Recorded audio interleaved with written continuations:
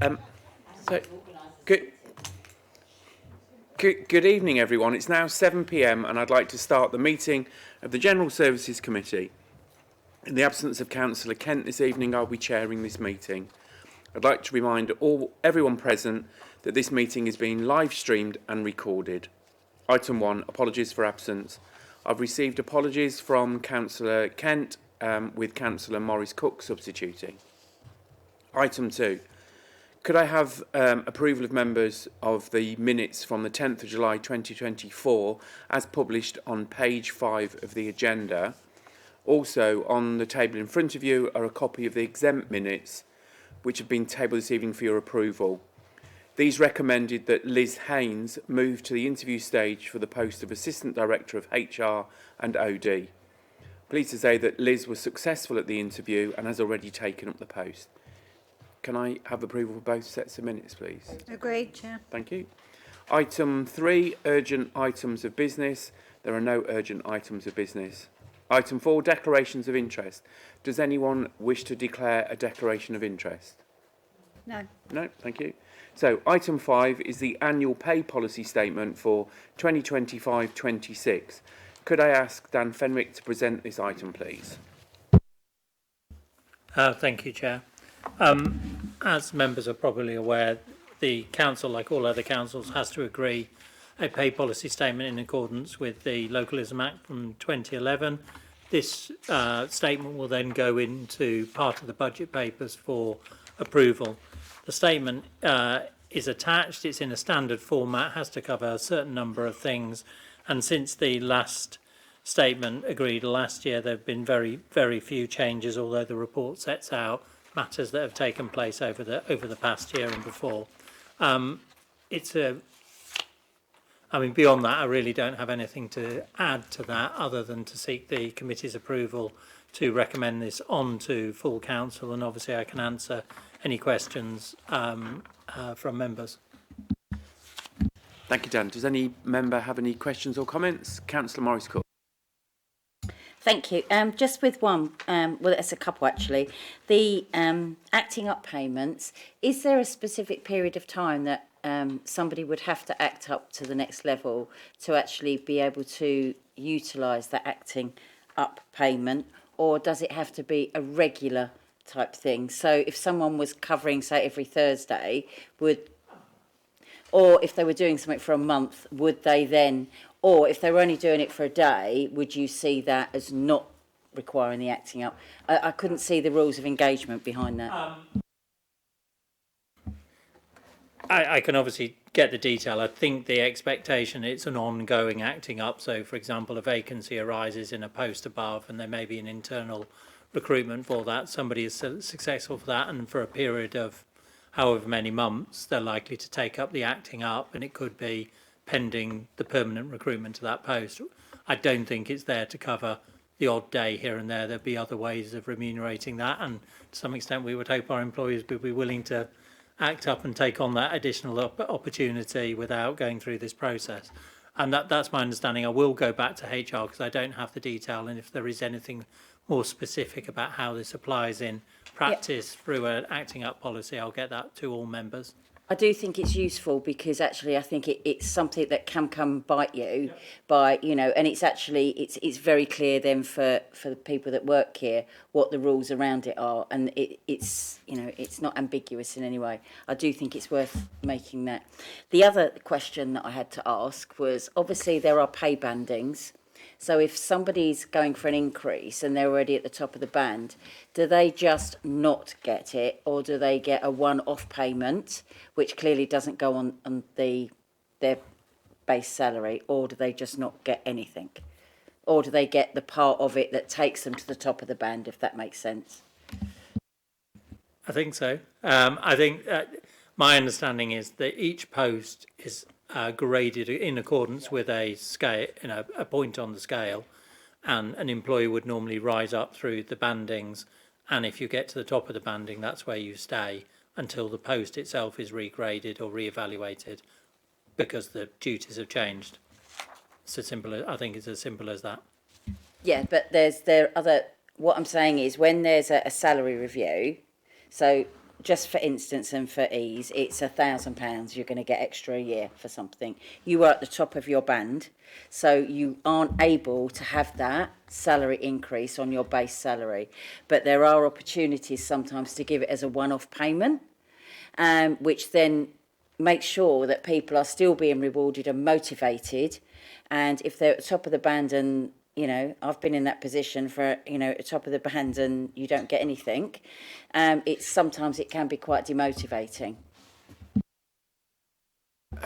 If I've understood the question correctly, if there was a pay review and the salary was adjusted, then the banding itself would change. So there would be an extension to the bands. So, for example, if it was right, yeah, okay. So that makes sense. Right, okay. That makes sense. So- Yeah. I wish I would. so the structure changes as well as the A level. Is that it, Councillor Morris Cook? Yeah, you so. Yeah. Councillor Coxwell, did you just? No, sorry. Councillor Worrell. Thank you. So on page 8, 3.1.1, it talks about 2 minor changes to the pay policy statement, and then the 2 bullet points both say instead of being approved by the trade union board, both of them say that. And then 3.22 talks about proposal talking to the trade unions. Do we know whether we've sort of preempted that, that we're not going to be in any arguments with the trade unions? Are we already discussing this with the trade unions? We're still at the stage of formulating the proposals itself to go to SLT, so it's a bit premature for having those discussions.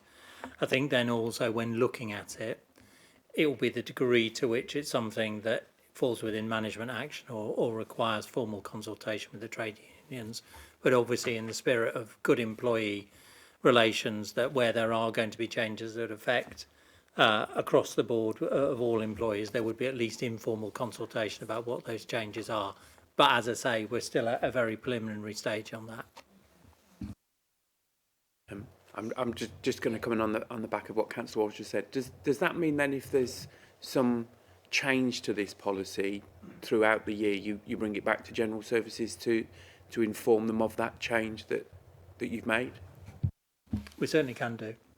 Yep. Thank you. Councillor Morris Cook, was it on? Sorry, can you just confirm, is the salary increases, is it based on performance or is it a percentage?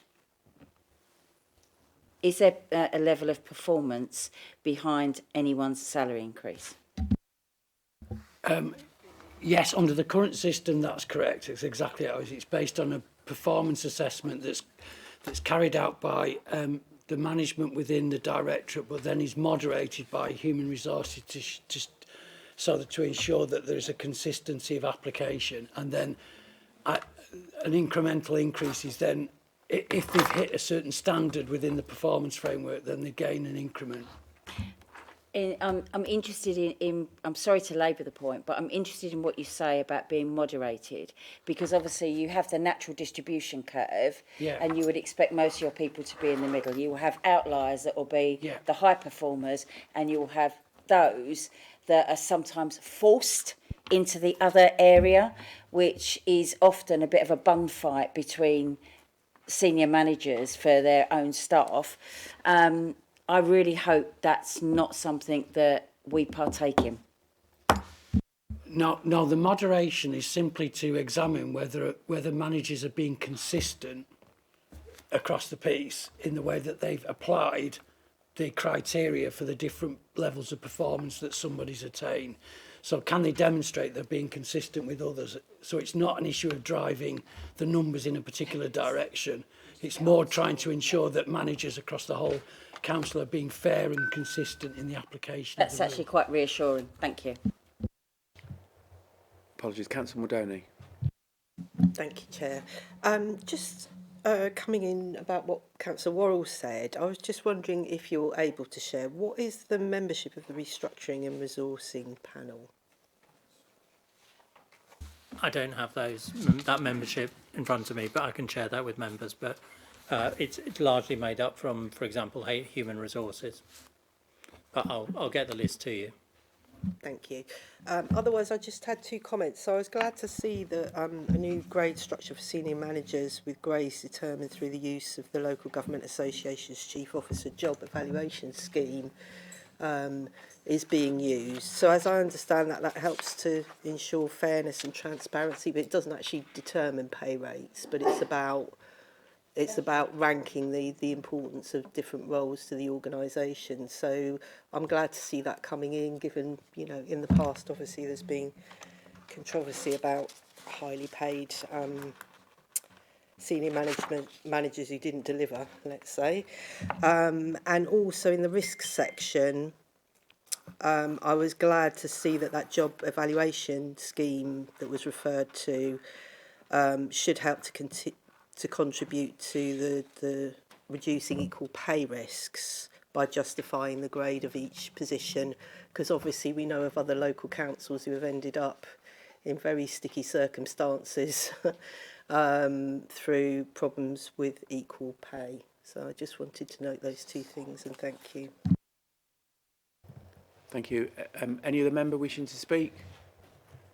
No. So just to reach it, so the committee was asking for the membership of the panel and for the acting up criteria to come back. Perhaps if that can come back to the next meeting, or members can be emailed with that information. So there's no other comments. I'll move to the recommendations, which is the committee approved the council's annual pay policy statement 2025-26, attached as Appendix 1 for submission to full council on the 26th of February 2025. Do members approve the recommendation? Agreed. Thank you. Moving on to item 6, the government's consultation of remote meetings and proxy voting. Could I ask Dan Fenwick to present this item, please? So this item is a genuine discussion item, which we're not really presenting anything. As you're probably aware, the government has put forward proposals to consider whether it should allow remote attendance of meetings, as we probably all experienced during the pandemic, and the terms on which that is done. And secondly, which is new, the concept of proxy voting for members who are unable, by whatever reason, to attend a meeting for another representative of the council to vote on their behalf.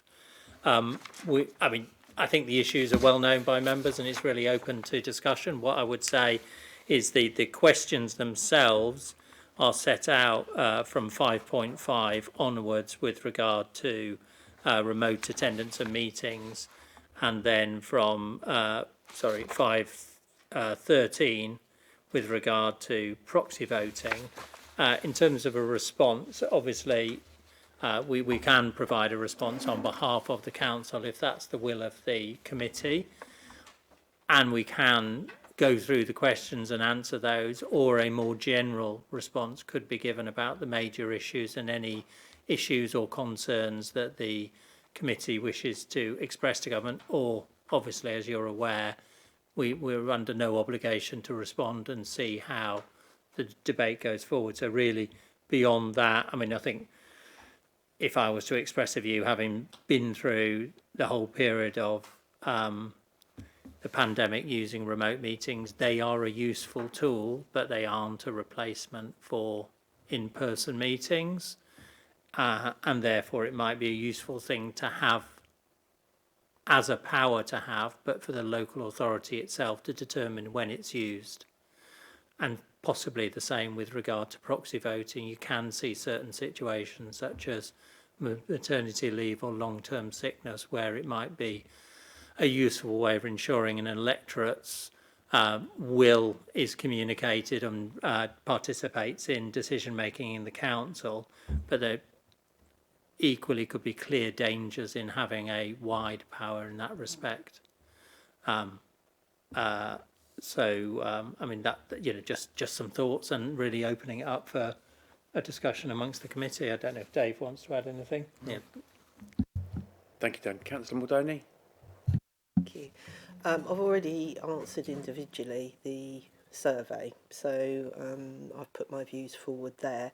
I know that we had something come round to our group, and I'm not sure whether we did a group response, but anyway, I answered individually. I'm not adverse to the council making a representation, and obviously I think it's important to hear everybody's views. I think that COVID showed us that we could, and since COVID, you know, we can use hybrid meetings, and there definitely are circumstances where I think that's a good thing. I think there could be bad behaviour if we had too wide powers about not, you know, meeting remotely, or particularly with the proxy voting. Having somebody come and vote on your behalf. I'm just thinking about planning, for example. I don't know whether that would be a good idea. So I think probably I would agree with you, Dan. Somewhere in the middle would be good. I think it would be better to leave individual local authorities to sort of have the final say in terms of policy of what they want to have in their local in their organisation, and that kind of, you know, hopefully the bill can allow that kind of more individual decision making at the ground level by organisations in terms of what they feel they need in terms of their organisation. Thank you. Councillor Maurice Cook. Thank you. I'm completely opposed. I understand sometimes there could be an exception used for somebody that may be having medical treatment that means that they need to be in isolation or something like that, or they are long term. I can understand that. Can you imagine having a council meeting, having the chamber full because a petition's being granted, and you look round and there's probably 6 councillors sitting there, the rest are all online. I think it sets absolutely the wrong tone for things. And if we look at what the current thinking is, people are now moving towards coming away from this hybrid, unless it's for specific reasons, to coming back to full-time working in an office. And as the proxy voting, absolutely over my dead body.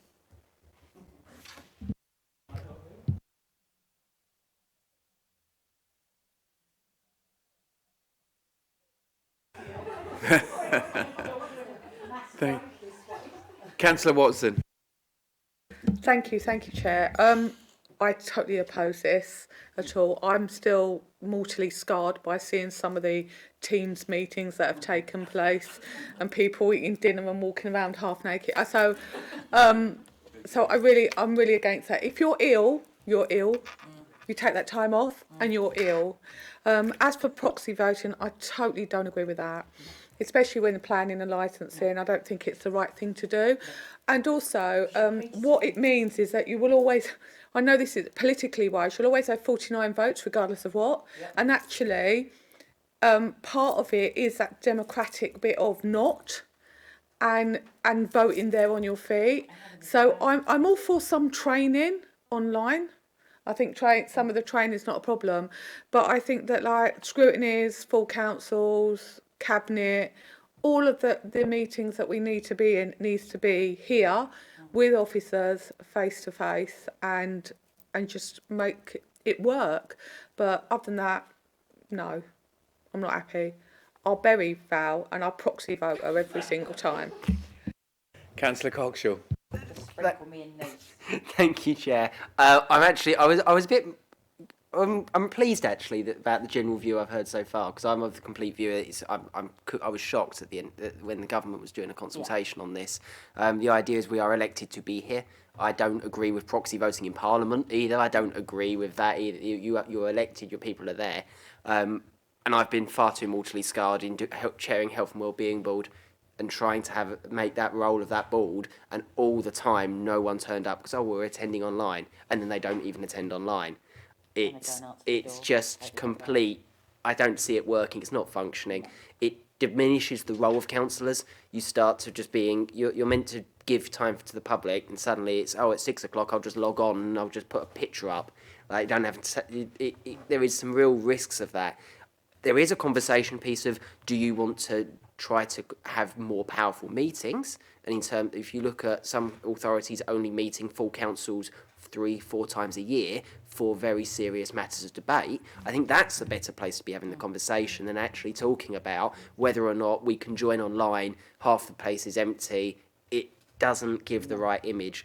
And I think that's the thing we really have to be mindful of. I just don't quite see, if you want to play a part in terms of being a councillor and the role that is with the public, you attend meetings in person, you can look people in the eyes properly, and you can actually have that conversation piece before or after a meeting as well.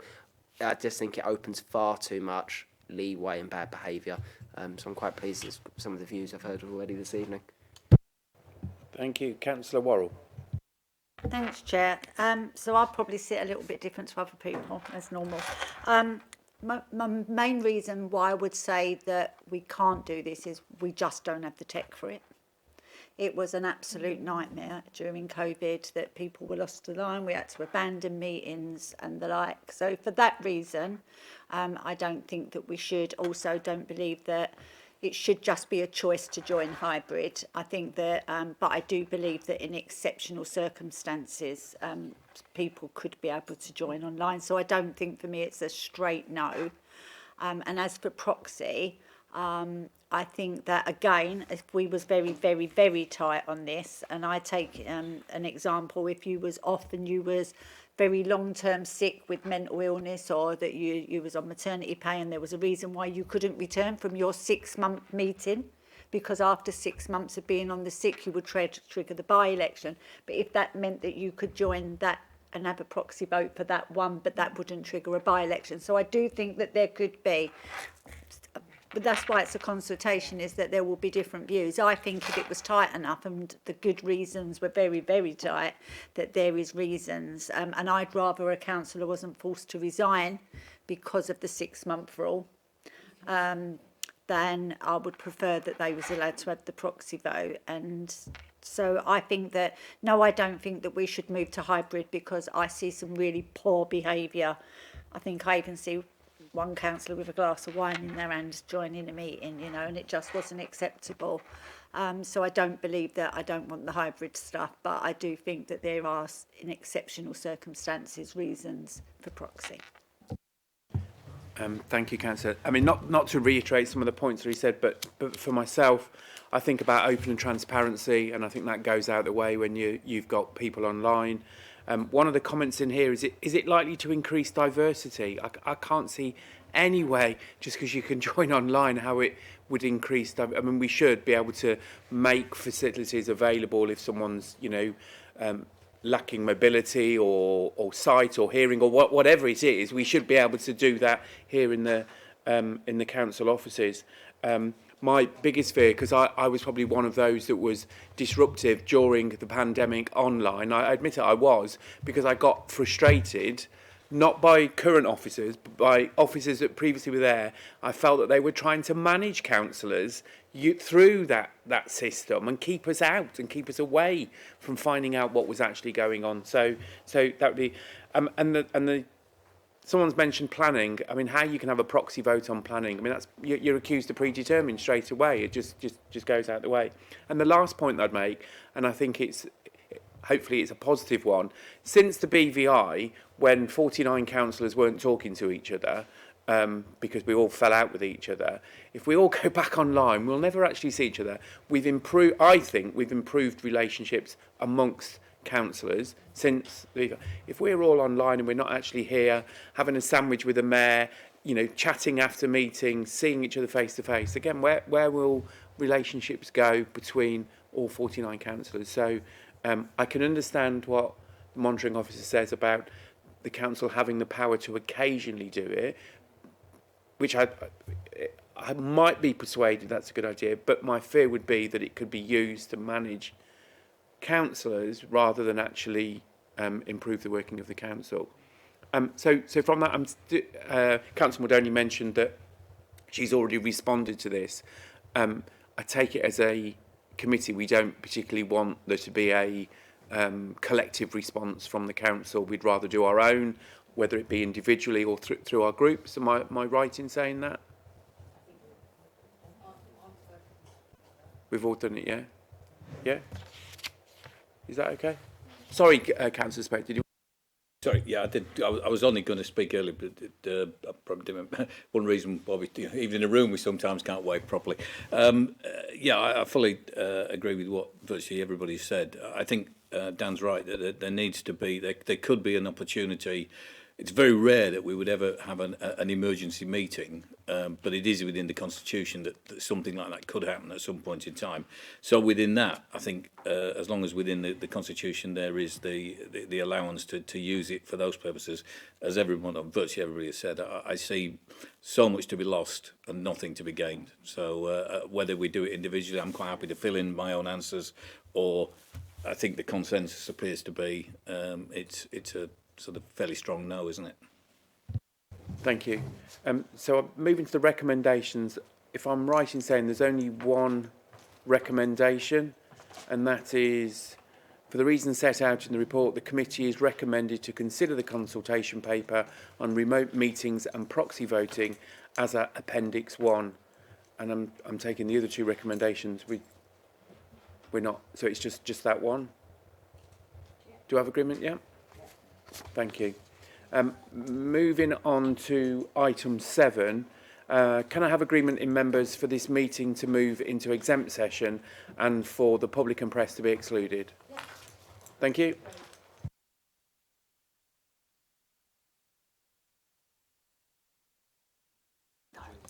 Thank you. Welcome back to members of the public. I now conclude the business of the meeting this evening, and I now declare the meeting closed at 19:33. Thank you, everybody. Enjoy the rest of your evening. Next door.